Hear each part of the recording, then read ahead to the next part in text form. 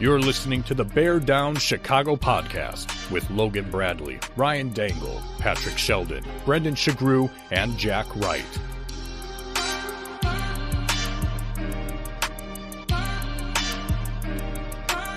The Bear Down Chicago Podcast. Yeah, we're that Bears podcast.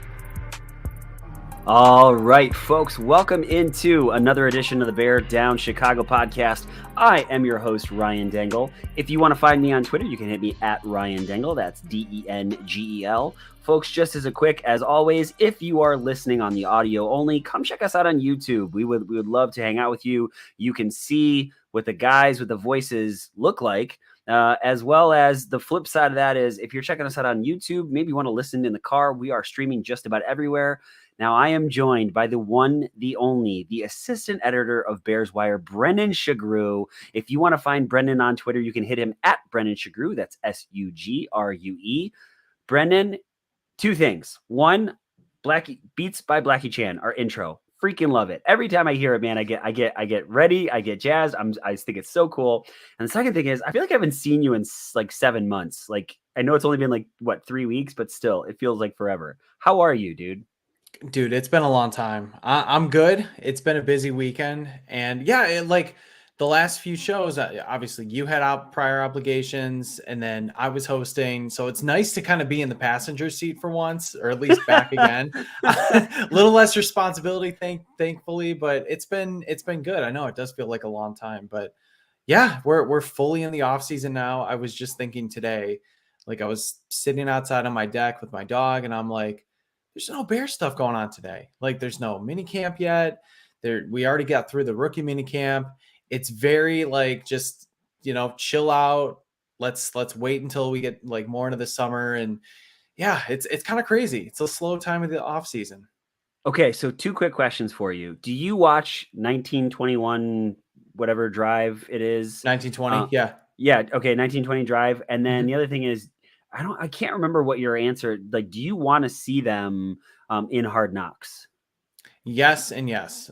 First off, I think so they've been doing 1920 now for a couple years, but it really feels like with this new front office, they're actually showing a lot more and they're getting more in depth instead of just having Jeff Joniak narrate over a few practices and a few sound bites, like actually getting into the war room with the draft and getting just like in depth and personal with some of those draft picks. I think it's really cool.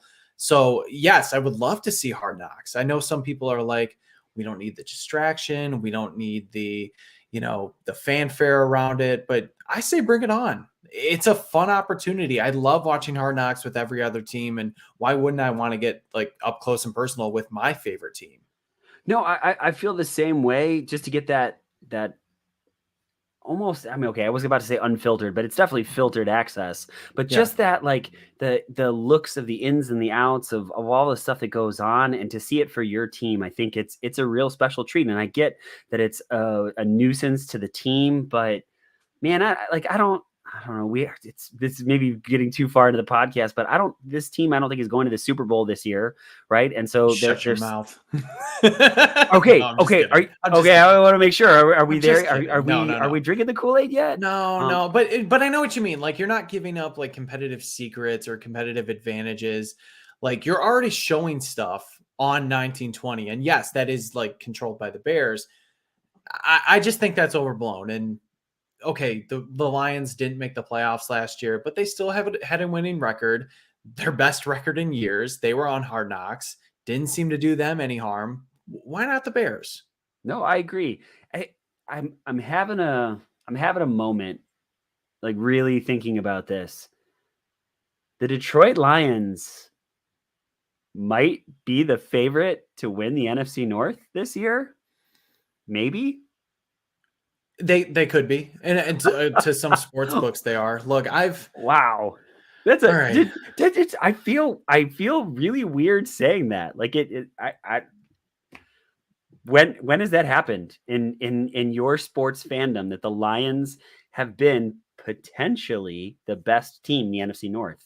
Never, literally never. I mean, I've been a fan. I've said it many times, going on 20 plus years. The Lions have made some wild cards, but they've never competed for the division. And dude, we love certain Lions fans. We do. I know, especially you do with certain podcasts, but dude, that fan base is so freaking chesty right now. Like, you would think that they went to the conference championship with how much they're talking. Like, everything runs through Detroit now. Guys, you had a 9-8 season. You won one game over 500 and you were dog crap for half the season. Like, let's just pump the brakes a little bit. I'm okay giving the Lions their flowers. I am. Like, they deserve it. Did beat Green Bay at the end of this. I mean, Green Bay was bad last, but still, you know what I mean? Like, they sent Aaron Rodgers packing. And that you know what? Tua and the Dolphins would have sent Aaron Rodgers packing if he wasn't concussed for the third time of this season. For real. Like, that would have happened weeks earlier. The Lions, they were fine. They had some good games. Let's just not act like they're this, they were one game away from the damn Super Bowl or anything. You know what I mean? I'm just a little... Again, I'm giving the Lions their credit. They are probably, and deservedly so, the favorites for the NFC North. But just the amount of Lions fans coming at us, Bears fans particularly, just puffing their chest like, yeah, we run the North now. Well, do you? Because you still didn't win the damn division. Yeah, I maybe we're forgetting about the Minnesota Vikings, but I just don't see it maybe necessarily. I know same thing. KOC, I think, did a really, really good job with the Minnesota Vikings last year. They have Justin Jefferson, right? That in and of itself makes them a competitor in some ways. I'm trying to think about a time when the NFC North was this wide open.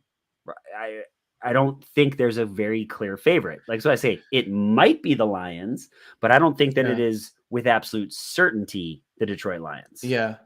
My mind immediately goes to 2009 for very different reasons. That was when Brett Favre went to the Vikings for the first year. Aaron Rodgers was coming into his own. It was like his second full season starting. The Bears just got Jay Cutler. We thought there were many great years ahead with him. And then the Lions, of course, had Matthew Stafford with the first overall pick. They were starting him. So you kind of like looked at that division back then and said, hey, it's anybody's game. Yeah. Anybody could do well with this. It's kind of exciting. And of course it didn't go well for the Bears, unfortunately.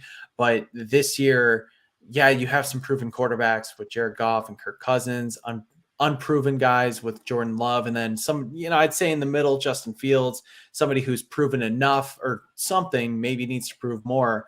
But it is exciting. It's fun to actually go into a season and be like, for all intents and purposes, it's anyone's game now that Aaron Rodgers is gone. And the Vikings too, we've talked a little bit about them. They're selling off guys. Traded Zadarius Smith, might want to trade Dalvin Cook. They let Adam Thielen go. They're a team that, they don't want to tell you they're rebuilding, but they're kind of rebuilding.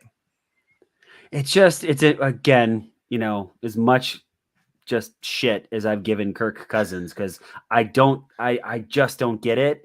I mean, he is a stat monster in the regular season, and he still has Justin Jefferson to throw to. I mean, he still has some weapons over there. Their defense is okay. Obviously, as you said, Smith leaving does hit hard, but I don't know, man. There's no team in here that I think is necessarily the world beater. Like, there's no Kansas City Chief, team that's sitting in the NFC North right now, but it's a little different. I mean, while I think the Bears are vastly improved, I don't necessarily think they're, I don't know. I don't see them going anything more than 8 or 9 wins. I don't know. We saw the schedule release. What are you kind of thinking about that? And folks, just as a quick programming note, we're still waiting for Ill Will and Dan from Three Kings of the Midway to hop into this episode. And as soon as they do, we'll get them in. So yeah, Brendan, what are you kind of thinking about that? After looking at the schedule, what are your kind of thoughts on that? Okay, so my early predictions that I gave Bears wire. It's really hard. Obviously, we know we're putting the caveat in. It's so difficult to predict a schedule when training camp hasn't even started. Preseason hasn't started. As of right now, I have them at 8 wins. And I think that's maybe a game or two, maybe generous. I think it's going to be a schedule of runs where I think they're going to lose quite a few games early on. Then they're going to win, lose, win. Like, you look at the schedule, okay, a win against Green Bay, sure. Going down to Tampa Bay in September, that's really hard. It's hot in Tampa Bay. It's humid in Tampa Bay. The Bears have not won in Tampa Bay in September or October since the mid-90s. So at least, in the early part of the season. So that's difficult. You have the Chiefs then. You could possibly be looking at a 1-2 start. So I think this is going to be a schedule of runs, but right now I have 8 wins, and who knows, probably after preseason, I'm going to be talked into 10 because that's how it goes. Absolutely. Well, with that being said, we've got some people we got to thank. And then our good friend Dan Goodwin III of the Three Kings of the Midway has just shown up, and we're excited to have him on. So first and foremost, we got to thank our guy, Jeff Cadwallader. Now, you've heard me say this a couple times. Jeff is in a bit of a state of transition right now, but he's still sponsoring the show. And so we just want to say thank you to Jeff. Literally, like from the onset, it was, we're going to start this podcast. We're going to do the Bear Down Chicago podcast. And he said, how can I help? How can I support? And he's been with us since the very, very beginning. So Jeff, thank you so much for sponsoring this show. Ryan, it's summertime. This weekend is so freaking beautiful. Like just being outside and, having some fun. I had a couple beers earlier with a buddy, playing some bags. But of course, when summertime hits, you have to be looking good. My hair's a mess right now. That's why I'm wearing a hat. Don't usually wear hats on the podcast. So I definitely need to go to our guys at Sheridan's Barbershop. Because Sheridan's Barbershop is located in historic downtown Wheaton, Illinois. They've been serving the community for 69 years. They have 6 barbers. And they're open 6 days a week, Monday through Saturday. And appointments available to book online or by phone at your convenience. So if you're in the area, visit sheridansbarbershop.com or call 630-668-0137 and book your appointment today. Sheridan's Barbershop, where traditional meets modern. I am so excited to bring this guy on. This is the first of the Three Kings that I had an interaction with. And right from the start, I was just like, this is a good dude. He obviously knows his stuff, and we're going to hear all about that. But just right from the onset, it wasn't, hey, I'm a Bears fan. I've got this many followers, or our podcast is this big a deal. It was, hey, I'm a dad. You're a dad. Congratulations. And my favorite memory as I bring on Dan Goodwin III. Dan, how are you, my friend? How's it going? Man, I'm doing so good, man. I'm happy to be here. It's what a wonderful introduction you gave me just now. I appreciate that. And yeah, man, it was authentic, genuine. You know what I mean? Dude. Interaction with you, same thing with Brendan. Interaction is always cool, man, to have with you guys and talk with you guys, sit down and when you said, hey, come on the show this week, I was like, hey, I'm there. I'm there. All right. So my favorite memory by far is because you were on our podcast quite a few times. And then the one that I'm thinking about, it was just you and me. And we're talking about Justin Fields being drafted. And in the middle of it, Tevin Jenkins gets drafted. Yeah. So I want to just this is not on our list of questions, but now you got me curious. I still feel like he could be one of the best offensive linemen on this team. How are you feeling about Tevin Jenkins now? I think he's going to be able to come into his own this year, really. He'll go into this season kind of knowing exactly what his role is going to be. I think the previous 2 seasons he's kind of gone in there, and it's been like a musical chairs at the offensive lineman position. Mm-hmm. So it's more solidified. It's more set as to what they want to do. You can kind of see the vision, and maybe that gives him a sense of purpose and, you know what I mean, lets him step into his role, you might say, embrace it, and move forward.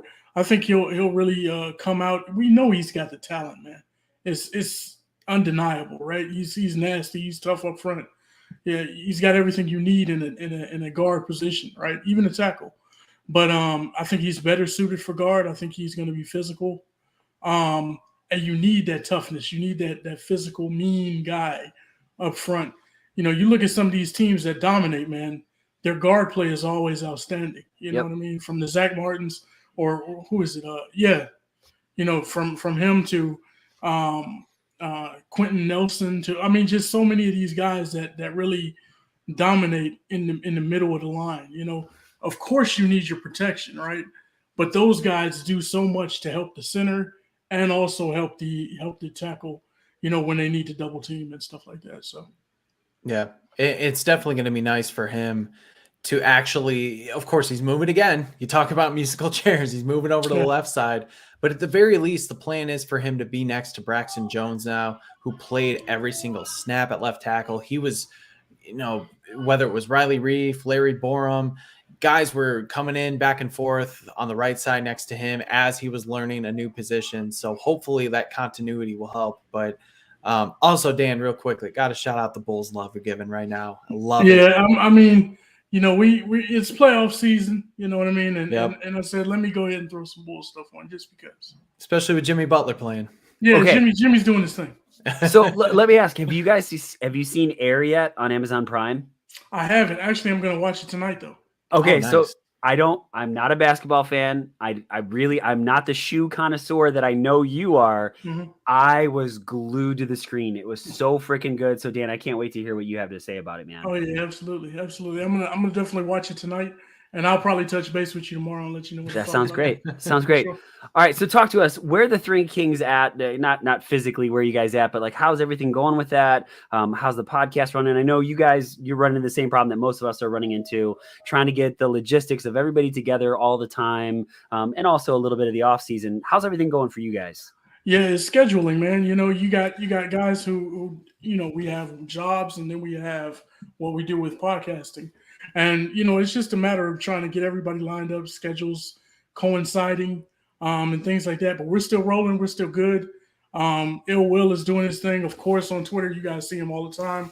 Myself, Devori, we love the Bears, and we're gonna always be around to talk about the Bears. So I'm looking forward to continuing that with Three Kings. We have a show that we'll be putting out next week, of course.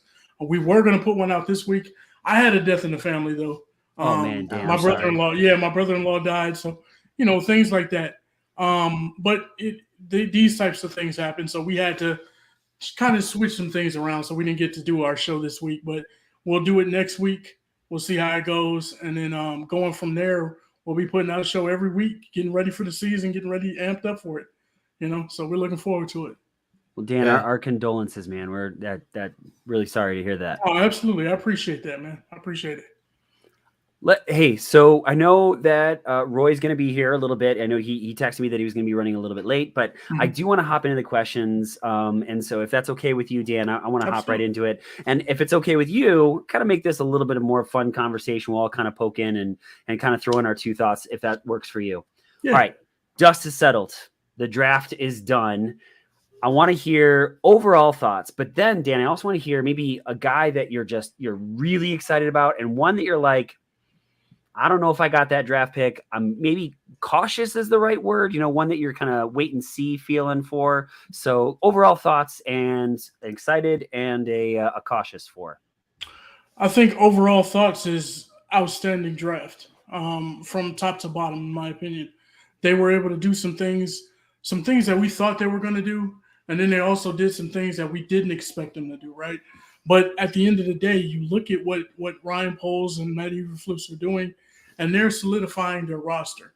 And one of the things that stood out to me with what they did this year is they stacked on top of what they have, right?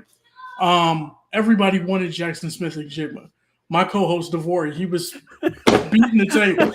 Jackson Smith and Jigma, right? Yes. And we went back and forth several times about that, and I was just like, no, that's a position of wealth, right? We could get him. Yeah, we could have probably tried to get him, but did we really need him at this point with DJ Moore, with Mooney coming back, with Chase Claypool? You want to see what those guys can do, right? So you let them kind of do their thing. I think if you have that fourth guy that's thrown in there, it's just a situation where nobody is going to get enough time to really show who they are, right? You're going to be switching guys in and out and so on and so forth. So it just didn't make sense in my opinion. Now, what they were able to do, though, is stack people up, right? And what I mean by that is if you have your roster, you have running back, say running back, for instance, or or the guard positions, the tackle positions, all these different positions that you have. When you draft guys, you want to stack them on top of those guys, push everybody else down. Yeah. And I think that's what they were able to do. They drafted Darnell Wright. That puts him at that right tackle position, pushes everybody else down. So when you're stacking that up, you're not sliding guys in the middle of the roster and then they just sit there in purgatory, right, for 2 or 3 years, and then you don't know what you have at the end of their rookie deal. But you're able to put guys in the position. Even Roschon Johnson, I think he's going to come in. I think he's going to be a really good signing. He was number 4, I believe, on my what I felt like the running back position from college coming out was going to be in this draft, and that was Bijan, that was Jahmyr Gibbs, Zach Charbonnet, and then he was number 4. But he was really close to Zach Charbonnet for me, and so when I saw that he got chose by Chicago, I was ecstatic because I love Texas anyway. You guys know that, and I love Texas and Notre Dame, but I was ecstatic. I followed this guy. He does everything you want him to do, and he will be a starting running back in this NFL, right? He just happened to play with Bijan Robinson, who was just, right, a man amongst boys, right? So, so when I look at what they did, I'm totally excited about it. I think it's going to work out well. I think you have pieces that you stacked on top of the roster, pushing the roster down. That means you're getting better. You don't have to. Of course, we draft people, and sometimes we have to put a lot of work into them and develop them and things like that. But these are guys who will develop faster than normal, right? So that's what you want. So I realized as you're saying that, Dan, Ryan, we haven't been able to talk with you after the draft because you couldn't make the show. Can I say what you said in the group text when Roschon Johnson was picked? I don't get it. I didn't understand. Ryan was like, "We picked a running back." I didn't really? get it. I didn't. Now here's the thing.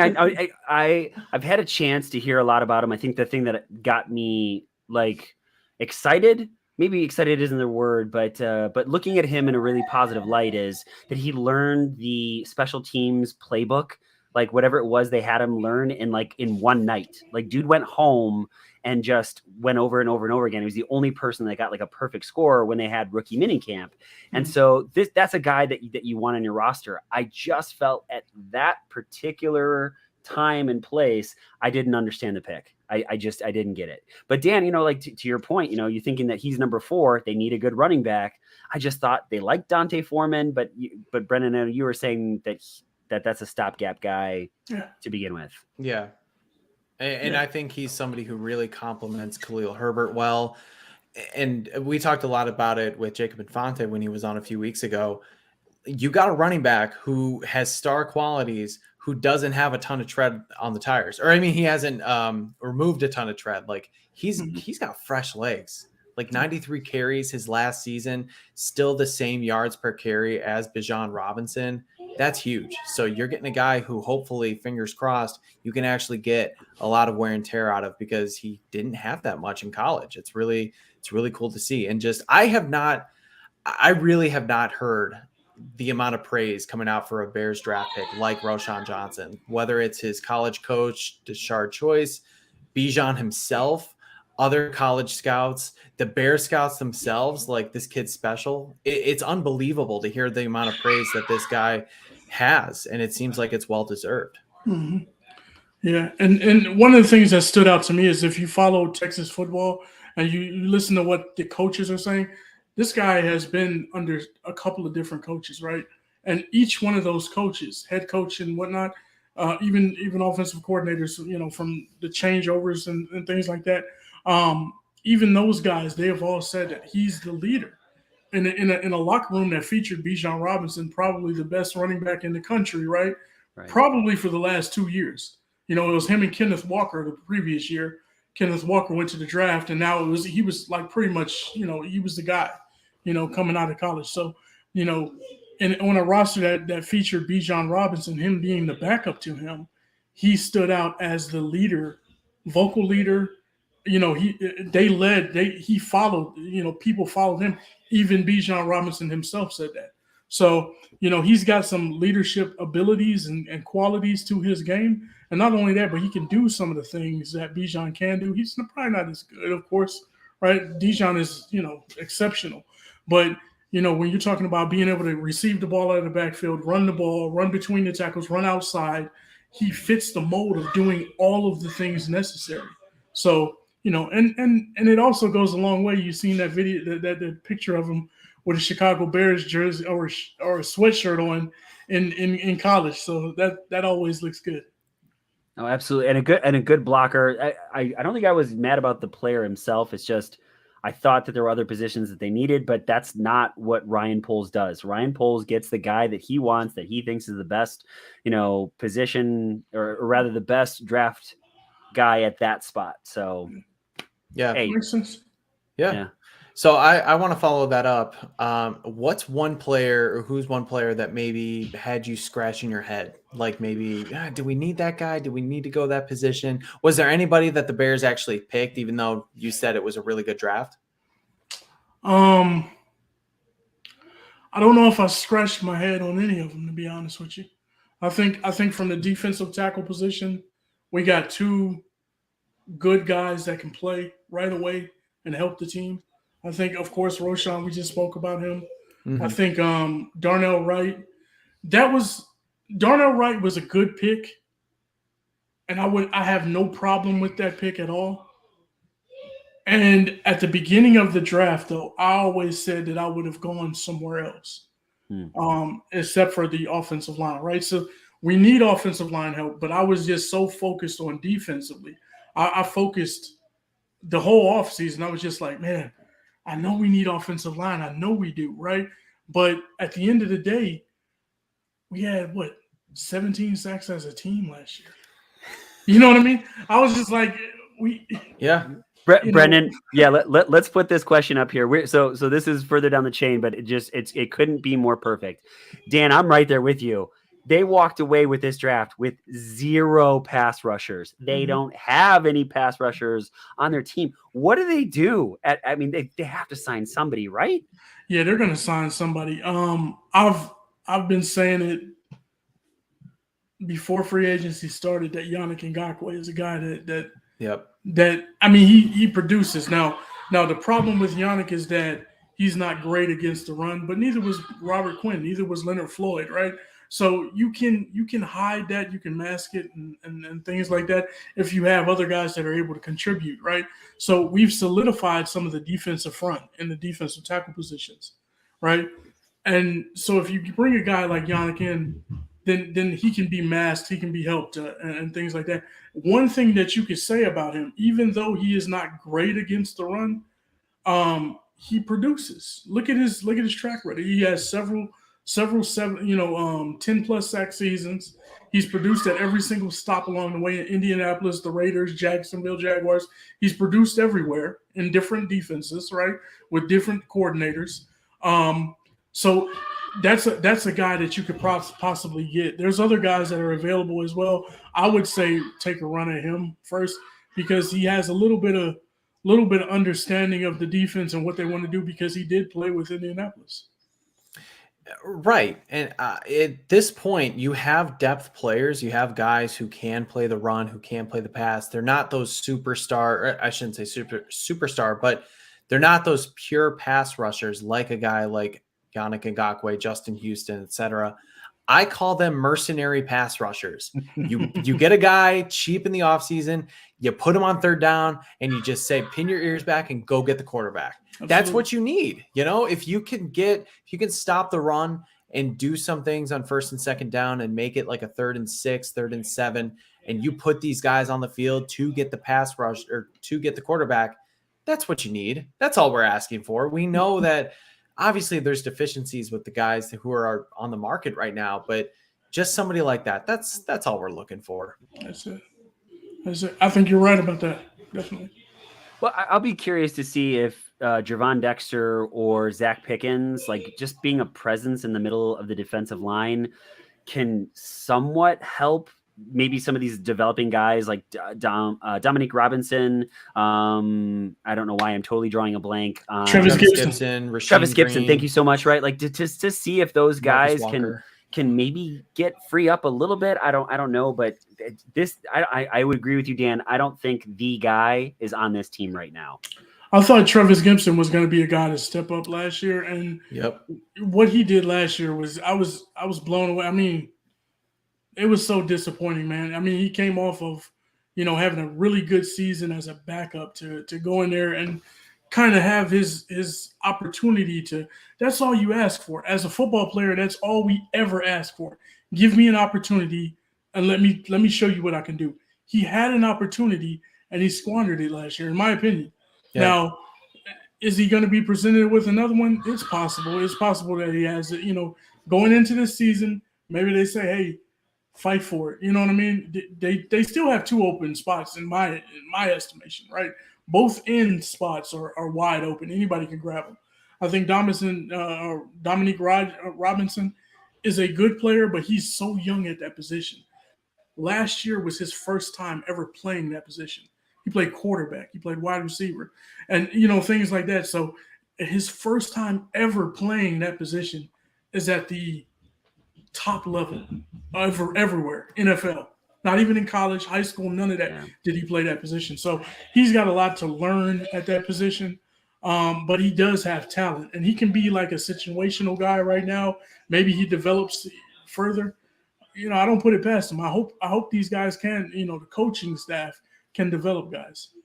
The one thing with Travis Gibson, I'll say, and I'm with you, I was so disappointed. I had him on, I think is our 9th or 10th, most important Bear going into 2022 to take that next step, because we knew Robert Quinn wasn't long for this team. You were hoping that you can get something out of Travis Gibson long-term, and maybe that's still the case. But I will say, and I think it was either the second or first even, but one of the highest double team rates in 2022, especially when Robert Quinn left.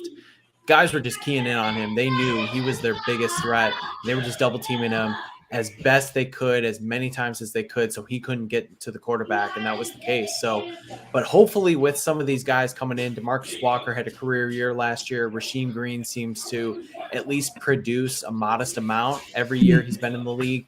You can get those guys to take some of the heat off, and Travis Gibson can once again have a year closer to what we had in 2021, because you're right. He had 5 fumbles, 6.5 sacks. That was awesome. I think he has 7. Khalil Mack and Robert Quinn. Yeah. And that's another thing. I thought about it. I was sitting back thinking, what are they going to do if they don't go and grab some? Maybe they grab one guy or whatever. It's still not enough, right? So I'm looking at the roster and I say, okay, well, maybe they're planning on just sending waves of guys, and hopefully they hold up, and you send so many waves of guys, healthy, fresh legs throughout the game, that they start to eat away at the offensive line towards the end of the games, right? So that's the idea that they're going to run with. I don't know. We'll see what happens. Yeah, I do like that, especially with the interior, because we got all excited with Javon Dexter and Zach Pickens. As Dexter could play that one tech, Pickens could play the 3 tech, and I believe Eberflus said, slow your roll.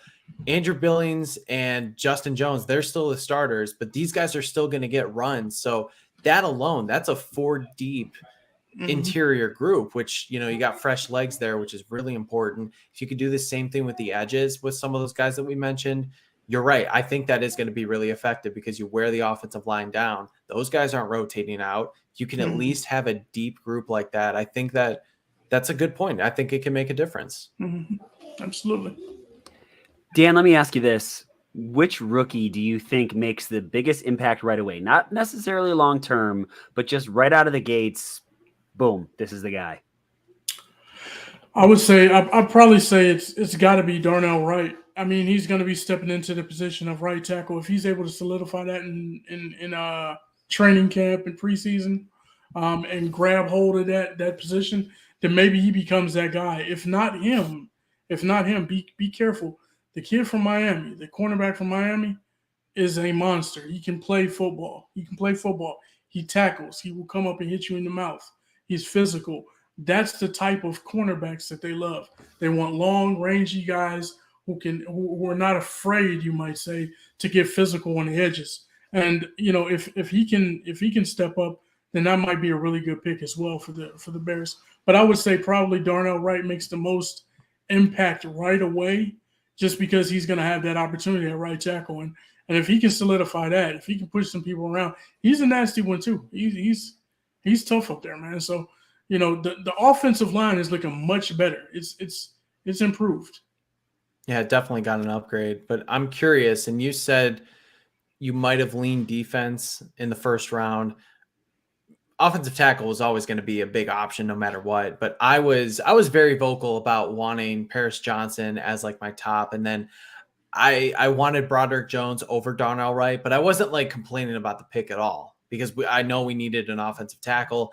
Ryan Poles put him through the ringer. He liked what he saw, but I'm kind of curious what you thought about just the other offensive tackles. Was Darnell Wright higher on your list? Did you kind of want them to go Broderick Jones? Like, was there any difference there for you? Yeah, I think those guys were all good. And this is what I said about them. And I'll say the same thing again. I think any of those guys would have been good at that pick, right? They would have been fine. That was my reason for saying I want somebody from the defense, because I didn't think anyone stood out as opposed to the other guys, right? So they're good players. I'm not taking anything away from them. I'm not saying they're bad at all, right? But at the same time, I'm saying, hey, there's nobody's standing out. I'm that guy. I'm this guy. Now, guys rose and they dropped down and things like that, and that's fine. And Darnell Wright seems to be a really good pick for them right now, right? And that's hindsight 2020. But at the time, and I'll still say it even now, the reason I was leaning towards defense is because I felt like a greater impact can be made on the defensive side of the ball. So, I was leaning and I was looking at guys like, I was even saying, hey, if it's not there, if somebody's not there for you at 9 or 10 or wherever you are, wherever you traded down, 9 they traded down to. If it's not there, trade down again. And I would have been happy with Brian Breesy, because I believe Brian Breesy is on the same level as Jalen Carter. Now, he got hurt. He got hurt when he was at Clemson. But if you look at his stats and what he did the year previous before that, and he had some other issues at Clemson, not personal issues or anything like that, but death in family and things like that. And so you give a guy like that a little bit of leeway. But man, I mean, he was able to produce. He was a 5-star recruit. He was number 1 in this position coming out of high school.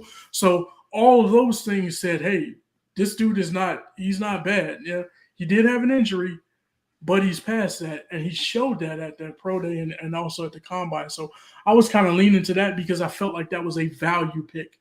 When I say value picks, I say, okay, what can you get at this position at, let's say, for instance, 15, 20? What can you get at 20 where 4 years from now you'll look back and say, man, if he went top 10 or if he went 11 or 12, that would have been great. You know what I mean? We got a steal. You know what I mean? So I looked at it like that, and that's why I was leaning towards defense a little bit more. Mm-hmm. How perfect is this? So we have Ill Will Roy coming in, your co-host, and he also happens to be wearing the Chicago Bulls hat. All right, let's go. I'm going. What's wrong, Brendan? I gotta get out of my closet, man. I'm fully in on playoffs too. I was telling Dan, I was like, we are in solidarity of our guy Jimmy Butler. Yes. Hemi Butler. Yeah, Absolutely. Roy, how are you, man? It has been a very long time, dude. How's life? It's good, man. Busy, man. I was trying to make dinner real quick for the kids. I went to the gym, talked to my brother. I'm like running around like a chicken with my head cut off. I was like, I'm gonna be late, but I'll be there. Hey, we're excited to have you. Okay, so we've been talking to Dan. We got some really good stuff.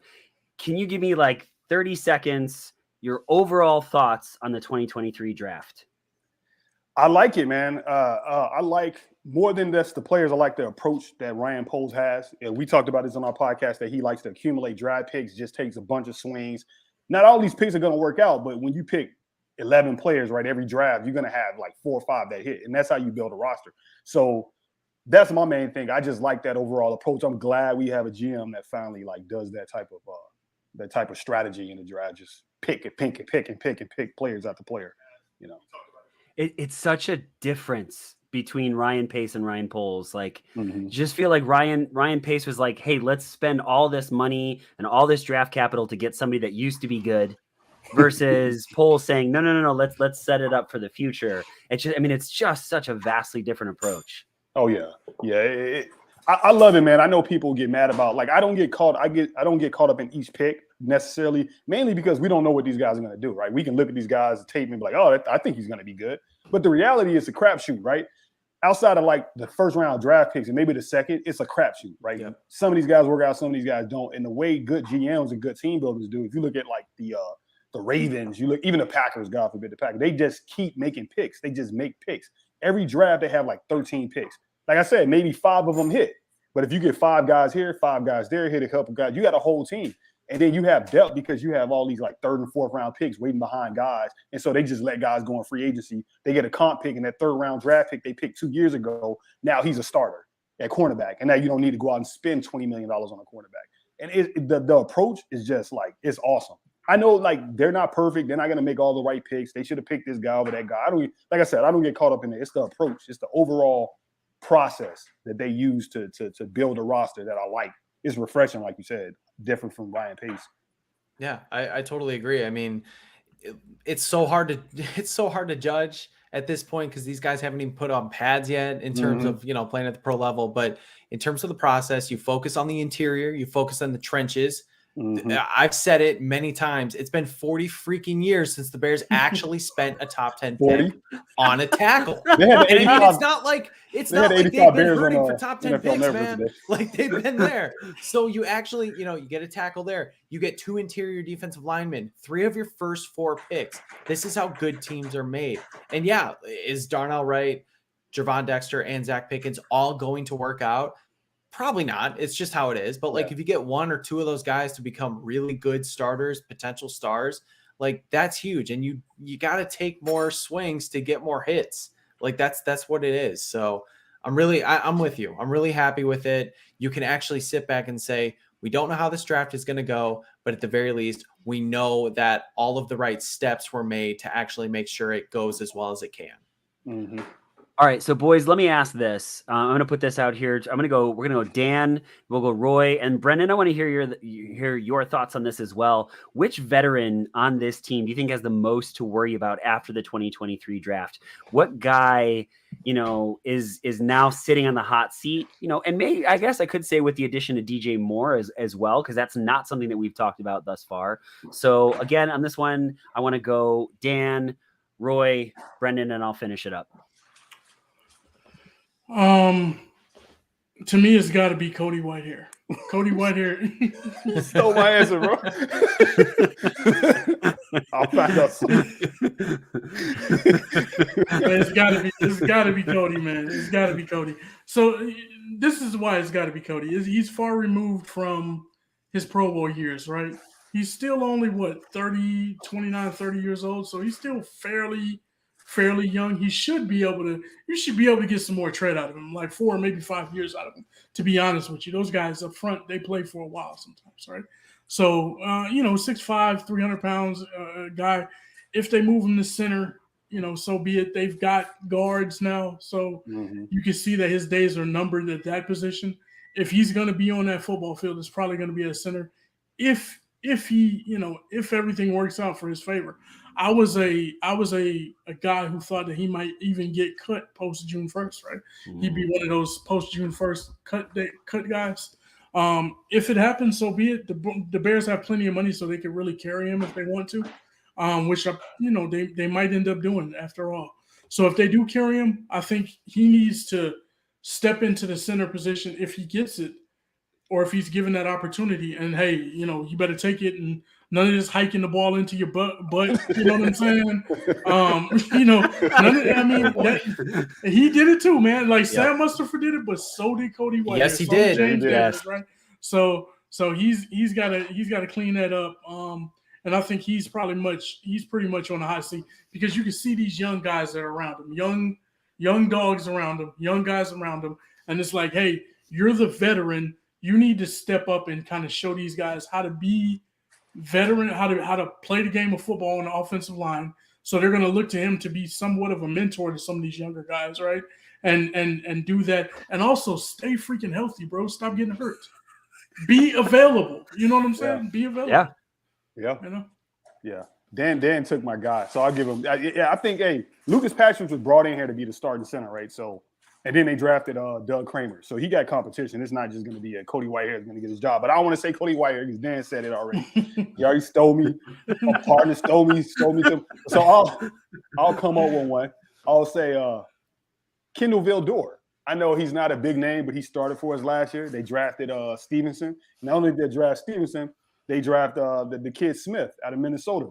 So not only does he have an uphill battle to be a starter, which I don't think he will, he has an uphill battle to make the roster at this point because you got Jalen Johnson, Kyler Gordon, Tyreek Stevenson, Terrell Smith, and right now you get those are your top 4 corners. So the guys who are 5 and 6 are going to have to play special teams. Can he play special teams? Maybe you keep him around, maybe you don't. So I think he's going to be a guy who's been around, who kind of survived regimes. He's not a big name, but he started for us, and I think he has an uphill battle to make the rosters with the other young guys like Jalen Jones that played well for us last year. To make that 5th, 6th cornerback spot. I think he has an uphill, but not a big name, not Cody Whitehair, but I think he's a guy that's going to have a tough time. Brandon, what about you? Well, it's funny, Roy, you say Kendall Vildor because I was thinking the same position, but a higher name. I'm going to go Jalen Johnson. Ooh. Yeah. So he's up for a contract. I don't think a contract extension is going to get done this offseason with them for a number of reasons. One, Jalen Johnson, first off, he's a fine player. Jalen's been a fine player since he's been in the league. He's had some very good stretches. He, of course, ended on a high note against the Eagles, against A.J. Brown. But I think Jalen Johnson values himself higher than what the Bears are going to value him in contract negotiations. That's not to say a deal won't get done. I just don't think it gets done this summer. 2, he doesn't take the ball away. He's generated 1 interception in 3 years. I think like maybe 2 fumbles. And 3, he's been hurt. He's missed time in 2 of his 3 years for injuries. He missed time for COVID as well. I just think with Tyree Stevenson coming in, talk about Terrell Smith potentially. They already have Kyler Gordon on the inside. I'm just not totally sure that Jalen Johnson has a job after this year. And I know he's going to get every opportunity this summer and he's most likely going to be the starter. I don't think that's an issue, but this is more of a, hey, you got to prove your worth and you got to make it. So we want to pay you the money you think you deserve because we've got 2 guys in the wings and we're going to see what they do. So I think it's not like an immediate thing, but it's like the seat's a little warmer under Jalen Johnson's butt right now. I don't think I actually believe this, but to some extent, I'm just playing devil's advocate. Darnell Mooney getting hurt. I mean, then obviously watching Tyler Scott come in from Cincinnati. He's built like Darnell Mooney. He has a very similar skill set to Darnell Mooney. I don't know. I feel like Poles is really trying to put his hands on the roster. I love Darnell Mooney, and I don't want to see him go, but I'm just kind of putting it out into the world. Maybe you could see that happening. Well, I'll just say to that, Poles is pushing guys. That's the cool thing.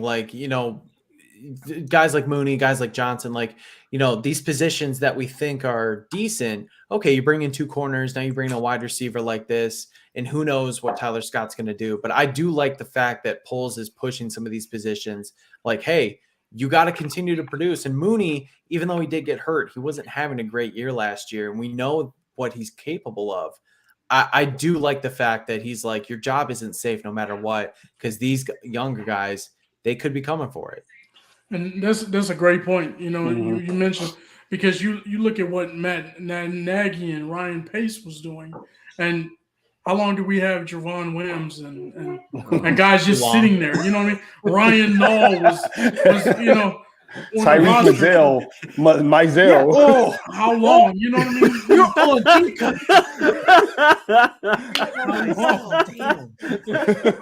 know what I mean? Yeah, he's bringing in guys to push guys and get competitive juices flowing.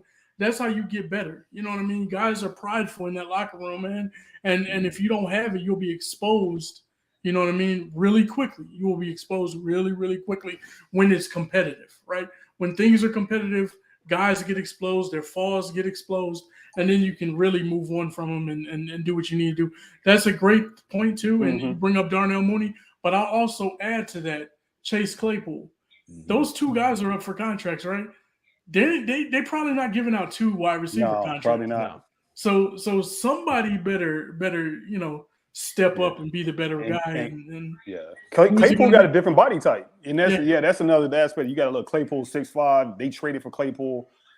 Like you said, Darnell Mooney is the same kind of physical body type as Tyreek Stevenson. Tyler Scott. Tyler Scott. We got you, dude. We all these T's. We got Terrell, Tyreek, Tyler, like jacking me up, dude. So when you're sitting there with 2 draft picks, 2 first rounders, and we know who's waiting to be drafted, Marvin Harrison Jr. Oof. That doesn't Chase Claypool could be out of there too, because that's you talking about 6'4", 6'5" guy play on the outside.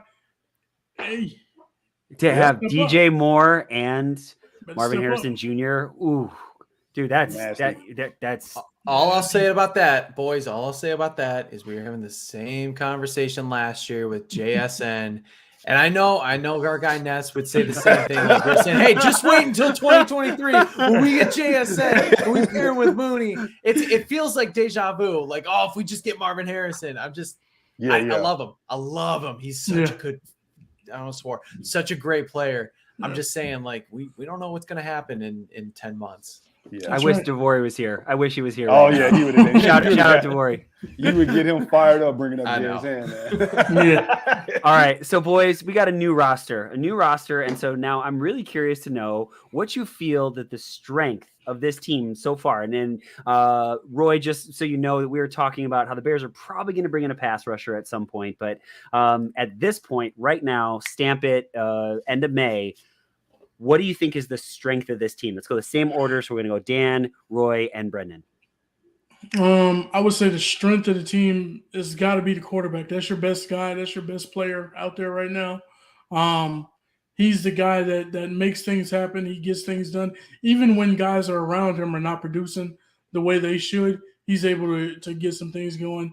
And, we had some games where they picked up the pieces and they were scoring 30-plus points with inferior talent and hurt individuals and no offensive line. So you don't want to see him continue to have to do that, of course. But I would say that's still the strongest position on the field. We do have some strides being made on the offensive line. So I'll say that's good. Defensively, I would say linebackers are wow. You know what I mean? With the additions that they made in Edwards and also in Tremaine Edmonds, man, outstanding work there. But still, the strength of the team is quarterback Justin Fields. Roy? Yeah, I think it's I think the secondary is the strength right now. I think Eddie Jackson is proven to be an all-pro caliber safety when he's motivated. He looked like that last year, and I always believe that Jaquan Brisker has all-pro potential. So you got 2 stellar safeties back there, one that'll knock your head off, one that'll take the ball back. Mm-hmm. And also you got Jalen, like we just said, Jalen Johnson. You got Kyler Gordon, who's going in the second year. You got Tyreek Stevenson, who just looks like he's like a built-to-play press man, right? Fast. Terrell Smith. I think they're just deep. The secondary just looks stronger. We can get any type of pass rush. I think those guys are going to feast. And like Dan said, this linebacker core, man, the linebacker core is stellar. They just like Sanborn, Sewell. Those are depth players. Cole, he's a good player. And, of course, Edmonds and Edwards. And I also think the wide receivers are good. I think they're underrated. People are saying, well, they're only this and that. Not, I still think secondary is the most important, but I think they're pretty good. And I think a lot of people are going to be surprised. Brendan, before you say anything, just think about we're talking about the Chicago Bears having a good receiving core. Like, what universe is this? It's so much better, man. It feels like 2013, baby. Yeah. Hopefully with better defense and a coach that doesn't can actually talk to the team. I was going to say secondary. So, Roy, you got me there. I'll just add real quickly before you go on. Yeah.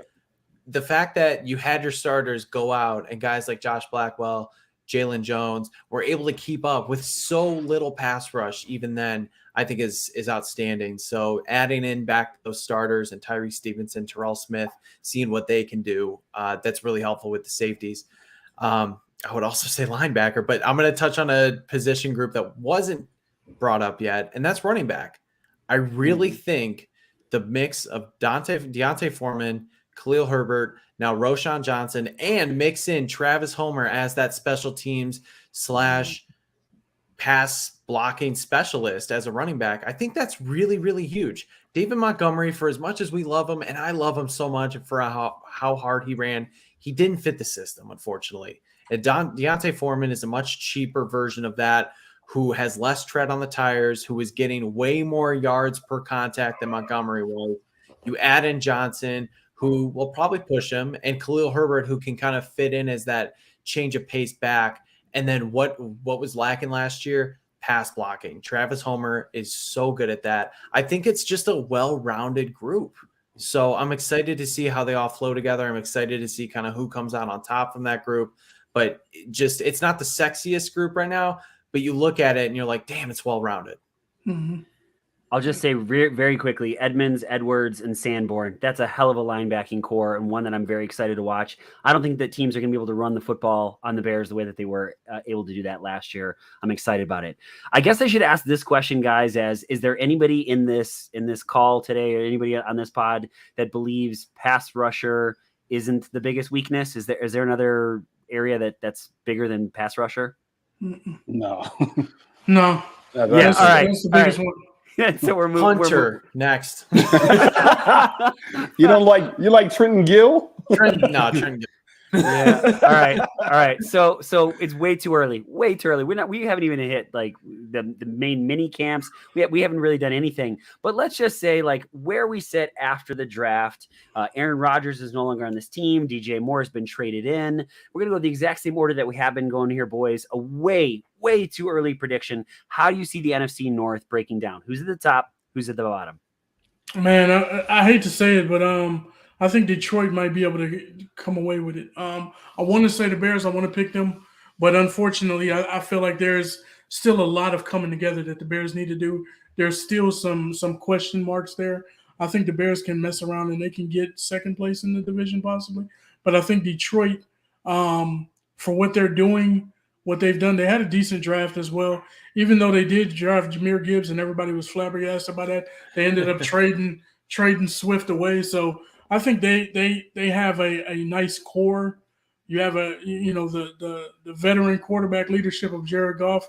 He played excellent last year. For everything that people say about him, he put up the numbers last year. So you never know, man. But I think Detroit probably ends up at the top. I think Green Bay is going to slide all the way down to the bottom, and I can't wait for it. Love to hear it. Love it. Yeah. It's going to be similar to what Dan said as far as I go. I think Detroit is gonna end up taking it. I don't know long term if Detroit can hold it. I'm not really a huge Jared Goff fan. I think Justin Fields has the potential to be the best quarterback in NFC North, and it's not even close. Absolutely. Jared Goff just doesn't. I mean, he has a better team around him. He had a better team, especially offensively last year, and that made him look good. We're gonna make up for that, but I think Detroit is gonna get number one. We're Bears fans, so we don't believe in the Minnesota Vikings, especially after last year that they won all these games by one score. We lost a bunch of games by one score. And Kirk Cousins, and they're a mess. Like they're losing everyone. Z Smith is gone. Mm-hmm. Like Delvin Cook might be gone. Mm-hmm. All they got is Justin Jefferson. Like at this point, like you know what I mean. He only can do so much. He's an awesome player, but I think they're frauds. So I think the Bears have an opportunity to bump up to number 2. I think the Vikings will be number 3. They'll kind of be in the hunt, and the Bears will kind of edge them out because we just had an infusion of talent, and this team is just. I think this team is going to come together eventually throughout the year, and of course, I hate the Green Bay Packers, and they suck, and I don't think Jordan Love is that good. I don't care what no one says. I know we got the PTSD from like being Bears fans with Green Bay. I do not think Jordan Love is good. Like he wasn't good in college. Like you can't to me, you can't convince me like you weren't good in college, and then all of a sudden you weren't good in the NFL in practice, and now you're just going to be good because you're a Green Bay Packer. You can't. I don't understand that. I just don't get it. I'm like, if he was that good, they would have traded Aaron Rodgers a long time ago. He's not that good. That's why they didn't get rid of him. They eventually just got so tired of Aaron Rodgers. They're like, my only fear with Green Bay is they're gonna tank and they're gonna get Caleb Williams. That's my only fear with Green Bay. Oh. That's my fear. No, that's not fair. That's not fair. That's not fair. That's my fear. Is that they like, we're just gonna go with Jordan Love and let him get his head bashed in. But I don't think they're gonna be good. Hopefully they're just like good enough. They're like picking 7. and they don't get a chance to get a good quarterback, and they have to just suck it up like we did for like 50 years. There's some truth to that too, man. Because if you look at what they did with that whole, they didn't pick up his 5th-year option. They just gave him an extension, right? And the extension was similar to a 5th-year option, right? But basically, they could walk away. They can walk away from it, you know. So it was one of those things where it's like, okay, I understand why the Packers did it. Why did Jordan Love do it? Like, do you not believe in yourself to actually get that 5th-year option? I think it was like $22 million, and even then, if he hits all of his escalators, I think it's only $20 million. So he's not even getting the same money. But guys, don't worry. It's that off season. It's the time of the off season where everybody looks great and he's taking the steps and he looks like a true quarterback. You hear it coming out of Green Bay, but what T.O. say, everybody look good in shorts. Oh yeah. I'm officially replacing the best shape of their life season with this guy knows how to play quarterback season, because we've seen it come by with like 5 guys now. It's funny. So Ryan and I were talking about this before you guys came on. It's really difficult to predict this division, I think. I think I'll put Detroit at the top, but I'm very leery about teams that have that hype that haven't necessarily proved it yet. Like, oh, they're definitely going to take the next step for X, Y, and Z. Think of the Browns in 2019. Sadly, the Bears in 2019. Other teams that you really thought like the pieces were around them but for one reason or another, they couldn't do it. So I think Detroit wins, but I think it's going to be a very like a 10-7 kind of division. Like nobody wants to win this division. I still think I'm a little higher on the Vikings than most, just because I think Kirk Cousins, as much as we like to crap on him, he's still a decent quarterback, and he's got the best wide receiver in the game. So that makes up for a ton. Even though they're losing a lot of pieces, I think they'll be in the mix. Then I think the Bears will probably be like, a third. I'm picking like 8 wins. And I agree. I do think the Packers are going to be at the bottom. They've lost too many pieces on offense. They don't know how to be an offensive team right now, and their defense can only carry them so far, especially since Joe Barry's still their DC, which I love to see.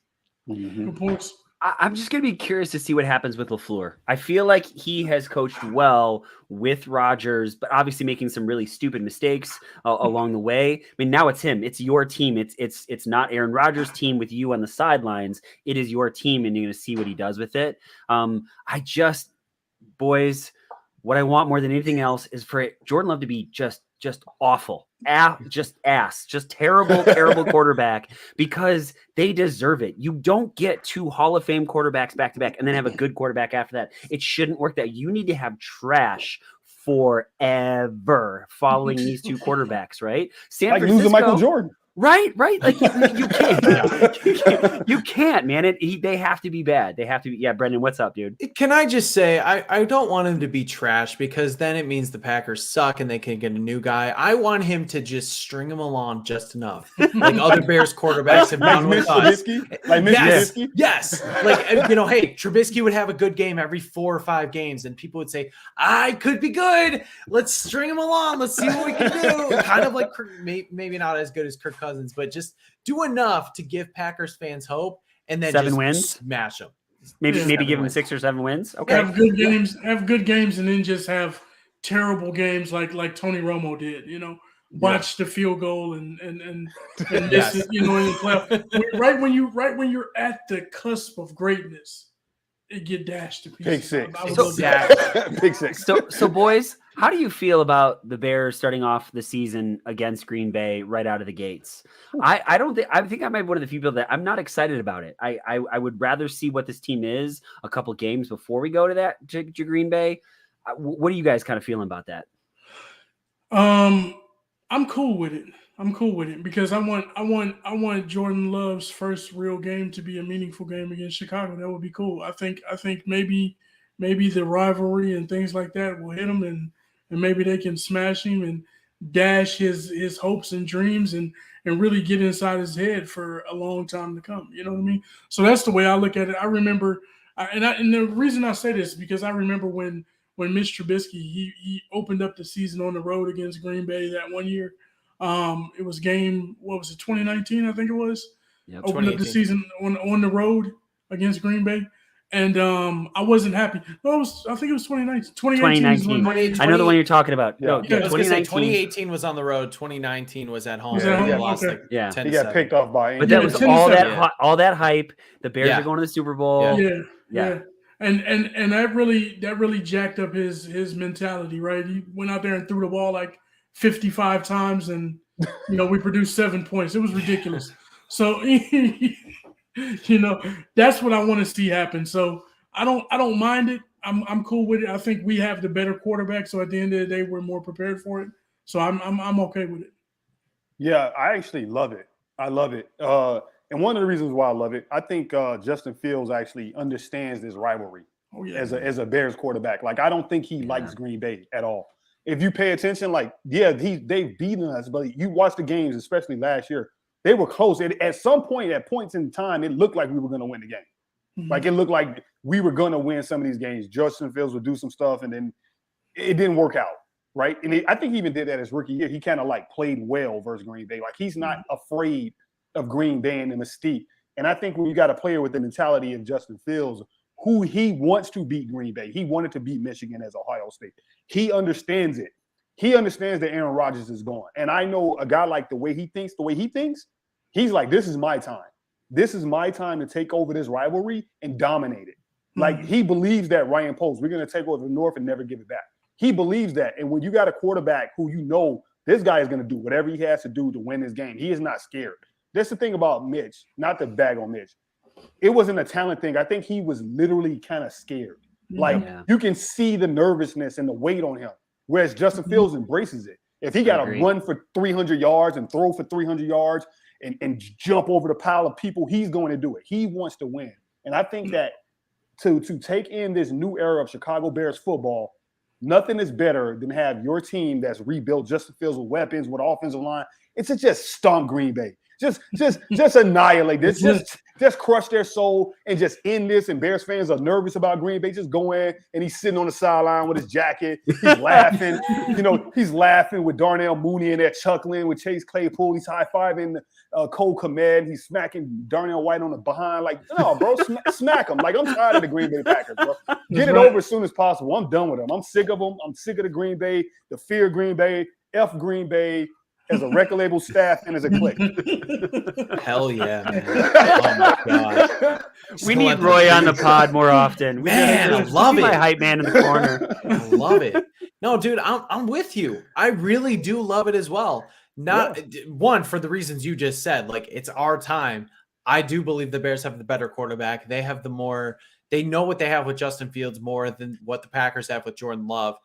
And also, let's go back a few years. The last few years, the Packers suck in week 1. They just flat out stink. Okay. So you're getting them for one reason or another. They don't start off well. They're starting off with a new quarterback now. You're going to have to play him eventually. All right. This isn't like, we can push them down the road and wait. No, get them when they don't know what they have. This is a new offense with this guy. They don't know exactly how things are going to go. So now's the time to punch them in the mouth, start off 1-0 while also starting them off 0-1. Why not? And also, I like that it's at home. I've railed against this so many times. Yep. The Bears playing in Green Bay, especially early on in the season, has just been dreadful. They play them so much better and so much closer at home. Couple that with the fact that I think the Bears have just it's scary to say, I think they have the more potent offense at this point. I think good things are going to happen. So I'm totally with it. All right. So, boys, this is one of my favorites. We're having a little bit of fun here. I want to hear a Bears take that you had that you're really, really proud of. One that you maybe knew before everybody else did, or maybe you're just willing to stand against the grain, whatever it might be. I'll share mine in just a second. And a bad take. You had a really, really, really bad one. So for me, on our podcast, I said the Bears were going to be under 6 wins, and the guys kind of looked at me. This is last season. They looked at me like I was crazy. I thought this is not a good football team, and it came out that way. I also said at one point that I thought Caleb Haney was going to be a Pro Bowl quarterback and lead the Bears to a Super Bowl. No, you I did. No, I did. I totally did. You didn't have to say that, man. You didn't have to put that out there. I'm just, I'm making everybody feel safe. This is a safe place, so you can say the good things. I know, Dan. Dan's still hurting on that one. Yeah, it was rough. It was rough. So boys, a really, really good one that you're proud of, and a bad take that you've had. So let's go same order as last time, boys. I think man, should I start with the bad one? Let me I'll give the good one first. The good take that I had was Robert Quinn.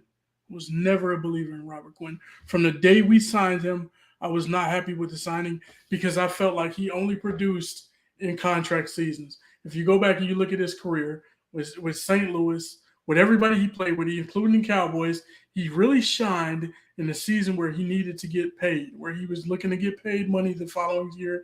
And then he, for whatever reason, dropped off the face of the earth. Same thing happened in Chicago. He was at a point where you could get cut. He had an outstanding season. His first year was terrible when he came to Chicago. His second year, 17 sacks. The following year, what was it, 1.5, 2 sacks or whatever? Something like that. It was just terrible. And I was telling people he's not good against the run. So you can't, he's like a situational type guy. Put him in on third down, but to pay him the money that Ryan Pace had paid him was nonsensical in my opinion. I never believed in him. He's good for certain things, but he's just not. At this point in his career, I didn't want him on Chicago. 5 years, what was it, $85 million or something like that they gave him? Something crazy. We had to bite the bullet on that. Pose was able to get from under it, so I'm cool. I'm happy with that. That was my good take. One that I'm very proud of because I feel like I was the only. Even after the 17 sack season, I was like, no, trust me, he's gonna trust me. Watch what happens, and sure enough, it happened.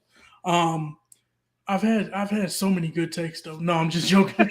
Well, that's why your podcast is doing so well, right? But we know we've got some bad ones. Yeah, Come on, Dan, let's go, dude. One of my bad ones I would say is the Mitch Trubisky. I think I was blinded a little bit to.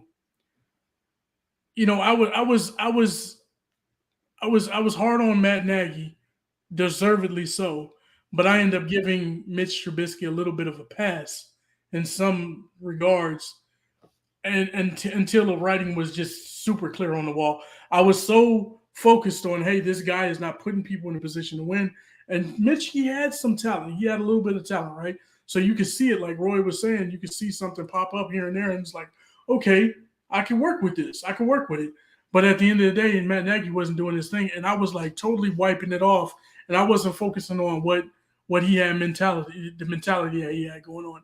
When I heard the report that, and this is when I changed on Mitch, when I heard the report that he was walking through Hallis Hall turning televisions off because he couldn't handle it. Oh, yeah. I was like, okay, yeah, he's fried. He's done. Yep. You know what I'm saying? He's done. There's I missed that ship. So I think I stood on, I was in that boat a little bit too long. I would have been one of the guys. I didn't get a raft. I would have been trying to flip a table upside down and try to float away on that. Yeah. I'm a segue based on what you said into my bad take. I'm gonna just go straight into my bad take.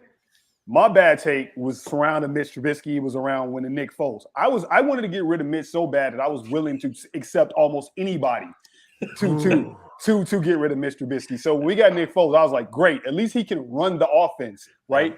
I thought we argued about that. Yeah, I thought he could be a bridge, like at least a bridge. Like some people think I said he was going to be a Pro Bowler. I never said that. I said he was going to be a bridge, right? And my Phillies friends told me, man, you might get 4 good games out of him, and then he's going to implode, right? So I was like, nah, we could probably get it. We could probably get 16 games out of him. That didn't happen. And he imploded. He started off. He played well versus the Buccaneers. And he put the Atlanta Falcons. We got 1.5 games. Then he was like, he go to the L, right? Go run to the L. And I was like, oh, Nick Foles is wonderful. So, and that was mainly because I thought that Mitch was so incompetent that he could not run Matt Nagy's offense, that you had to get anybody in there with a brain to run the offense. And I was wrong. The good take I was about during the 2019 draft, when everybody was hyping up Zach Wilson, Trey Lance, Mac Jones, I said, no, the 2 quarterbacks in this draft class are Trevor Lawrence and Justin Fields. And I often posted a meme of Larry Bird and Magic Johnson playing against each other in Indiana State and Michigan State. And I said, this is what they are. This is what they've been since high school.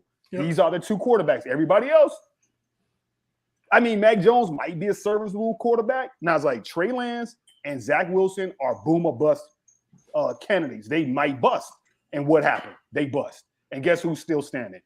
Trevor Lawrence and Justin Fields. That was Zach Wilson. Woof. I did not. Man. Oh, we called him Derek from Step Brothers. We did. Okay, at least with Mitch, you go, okay, Mitch got you to the playoffs once and a kind of a second time that wasn't really the playoffs, but he played a couple times where you say, okay, I could kind of sort of see the talent was there. Zach Wilson, what were you thinking? That dude was never there. Never. Terrible. I can't get over that now, Derek from Step Brothers. That's the best. Oh my god, He looks just like him, bro. yeah, I know he does. Except Derek's actually confident, California wine mixer. Oh my god, sorry, that's Catalina wine mixer, baby. Oh Jesus. Okay. Boy, I've got a lot. I'll stick with wide receivers though, because I think like that's the position I feel like I know best because I grew up playing it. I was coached in it. I feel like, so there's plenty of bad takes. Trust me. Just look up Mitchell Trubisky and my name. You'll find some. So for wide receivers, good take. I'll give you two quick ones. One, I didn't think Riley Ridley was a fit on this team. I was not enamored with him. I was like, and when Ryan Pace said he was a steal, I'm like, I don't see it. I don't think he does anything special. He doesn't have the speed. He doesn't have the athleticism. I'm sure he can run routes, but I don't think he's going to be a guy for this team. And even when everybody was clamoring for him, you guys remember 2019, 2020, let's see Riley Ridley. I'm like, because everybody else sucked. Yeah, exactly. He did too, apparently. And then the other one, I'll just say, Darnell Mooney, I was very much on the, hey, I think this guy could be Johnny Knox. He has a very similar body type. Production, smaller school. I was like, I think he can give you like 800, 900 yards and be a special teamer. Did more than that. So the bad take, Anthony Miller. I thought he was going to be Steve Smith, man. I was so enamored with him. I fell in love with the production. I fell in love with the attitude. Of course, his rookie year, I thought this guy's going to ascend. And he wasn't even as good as the other Steve Smith, which is saying something. Like he just still had that attitude. He wouldn't run his routes correctly, got chewed out by the coaching staff. He punched Chauncey Gardner-Johnson. Like everything went wrong for that dude. With the helmet on. With the helmet on. Yes. I still think in my like heart of hearts, he could still be an adequate wide receiver, but man, I was more hyped for Anthony Miller than I was for Kevin White easily. So that was tough. So, boys, this has been a phenomenal conversation, and all good things must come to an end. Obviously, for all of our listeners here at the Bear Down Chicago podcast, you got to be checking out the Three Kings of the Midway. You guys are so good at what you do. Absolutely love it. And just as we're talking about Miller, I'm starting to think about DeVore talking about him. I mean, it's some really insightful stuff. Obviously DeVore playing wide receiver in college. And so that was really, really good stuff. So folks, you got to check them out. So Dan, Roy, and Brendan and I, let's hit some people with some shout outs before we get out of here. Anybody that you'd like to give a shout out, whether it be your crew, anybody at all, Dan, Roy, Brendan, and I will finish it up. Yeah. Shout out to you guys for having us on, man. We really appreciate being here. It's always fun to sit down, laugh, joke with you guys, have a good time. Shout out to Ill Will, of course, my partner in crime right there. We great minds think alike, man, with the Chicago Bulls today. So we didn't get together and get that together. So shout out to him. Shout out to our other co-host, DeVore Nesby. His good take would have probably been Anthony Miller, which was your bad take. Yep. So that's crazy. But shout out to everybody that messes with the Three Kings and listens to us. We appreciate y'all. We appreciate everybody doing it. Follow me at Danikin. Follow Three Kings of the Midway at 3Kings_Midway. Pay attention for the podcast. We're going to be dropping them every single week. And peace out. By the way, real quickly, I just want to say I love your Twitter name, Dan. I keep thinking of it like Danikin, Anakin. Yeah. That's in my head all the time. I think it almost every time I see you on my Twitter feed. So I want to make sure I tell you that. I appreciate it. Appreciate that. Yeah, same thing. Shout out to you guys. Shout out to DeVore. Shout out to Dan. Shout out to everybody that follows us, rock with us on Twitter. It's been fun, man. We been getting attacked by a lot of outside fan bases, so it causes kind of Bear fans to not infight as much. we're fighting off Vikings fans is to kind of see that we're building something. So shout out to Bears Twitter for like circling the wagons. I'm pretty sure we'll be fighting again soon. But that's about it, man. Thank y'all for rocking with us. It's been fun, man. It's always a fun time. No, definitely. Love talking with you guys. I've talked with you two a few times. I still have to talk with Devori. Hopefully that happens soon because just talking about his wild takes, and he's such a fun follow. I love it. Yeah. My quick shout outs go to two guys I feel like I've followed forever. Scott Coral, TJ Brooks, just guys who I'm always interacting with on Twitter, and I don't shout out enough. Just want to shout out those guys. Appreciate all the back and forth. I love hearing from Scott.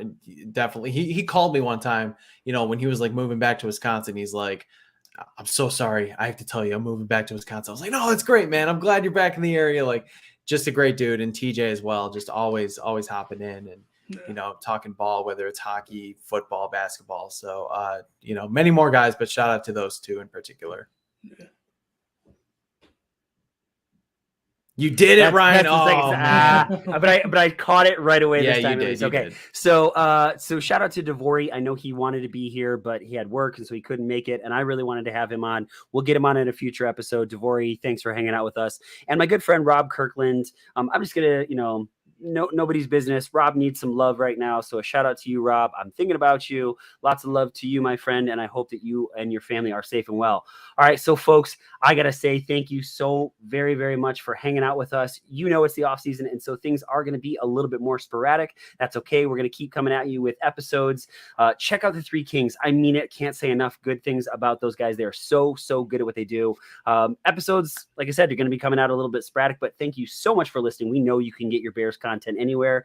And so we do appreciate you guys checking us out. So for all of us here at the Bear Down Chicago podcast, thank you so very, very much. And as always, Bear Down Chicago.